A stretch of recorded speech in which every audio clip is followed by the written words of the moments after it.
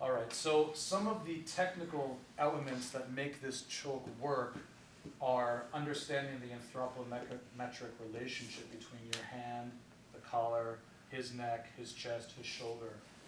You found by practicing this the past couple of minutes that if you don't get a grip that's deep enough, then you're too shallow, so when you put the elbow on the ground, you still leave a lot of space between the forearm and the neck.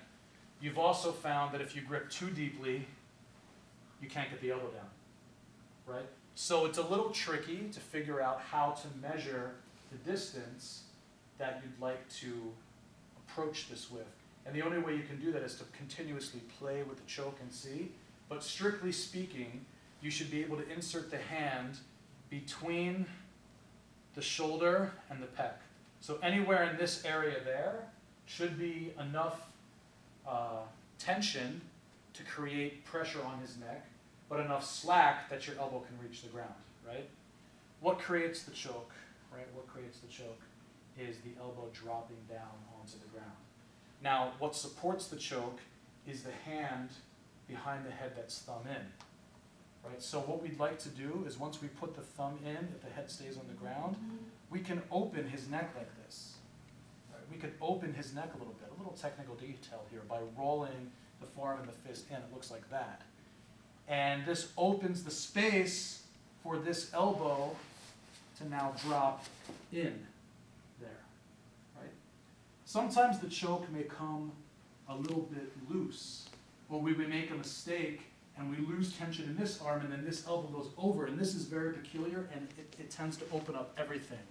So you should keep the arm stiff and rolled into his neck to tilt his head away and open, and then drop the elbow inside, right next to the other arm.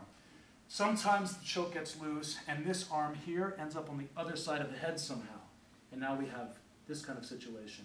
And that requires that we continue walking all the way around to complete a full circle. We end up with almost an inverted version of the front choke. So the choke changed a little bit because we looped over the head. And that's not what we're focusing on now. If you can make that work because you're creative, that's great. But right now, let's focus on the baseball bat choke. And the baseball bat choke is perhaps easy to see if we demonstrate it from this high kneeling position. Another position that this can enter, that we can enter into this from, would be the knee on the belly position, right? So we can practice it by kneeling next to him, and that way we get our measurements all set up, and then we can move. But from the knee on the belly, we're high enough that we can survey the scene, and we can put one hand on the collar, thumb down behind the head, and start to turn his head a little bit. And then this other hand can slide in right here and just catch the gi.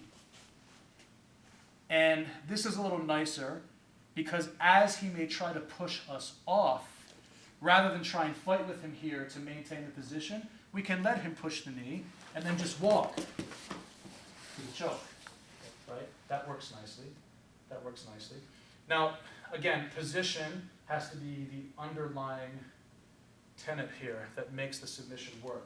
So the real question would be, how do you get to the knee and the belly without losing the side control position, and at the same time keep him flat enough and his neck open enough that you could achieve this choke?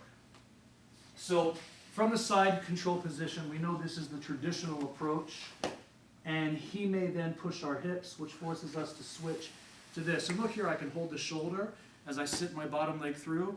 And this hand, if I like, can also pull his tricep at the elbow and keep him into me like this. And then I can sit down and my hips block his. Right? Essentially, this blocks the entry of his leg underneath my body to replace the guard. So once I control this position, he, of course, we know may start to push the head. And we've already seen how we can switch the arm to here and hold like this, and then as we swim, the elbow slides so that the hand ends up, see, like this, palm up, right, in the gi as we switch the legs. But perhaps he's pushing in a way that's not taking our head back far enough, but is still creating space on the bottom. Maybe he's pushing like this, and at the same time he's shrimping away, and we're having a hard time, continuing to follow him, right? So at this point, if we just switch, we may get rolled, or we may give him the space between our bodies as we switch, and that's what we'd like to avoid. So the knee and the belly can be a nice option from here. Now, to move to the knee and the belly, in some of the early stages, we used to see a very dramatic representation of how to transfer from this position to the knee and the belly, and it would involve going back, kneeling next to him, and then sort of like pinning the gi by the belt and the collar, and then putting the weight on the hands and jumping, supporting the weight on the hands so that the knee lands in the belly, like this, right? This is nice if you can do it, but now people are so aware of that motion that as soon as I move, he connects the knee and elbow, and I can't get anything. And maybe he's on his way to replacing the guard, or perhaps even sweeping me, or who knows, right? So rather than give up the control that we have over the midsection and the hip and the chest and the isolation here that's working nicely to our advantage, that's exhausting him, we can move to the knee and the belly by simply sitting back onto the hip. Do you remember when you were a kid? You're still a kid. Yes. You ever find a chair that's too high for you, so you have to walk up to it backwards and put your palms on it and jump up backwards onto it? No.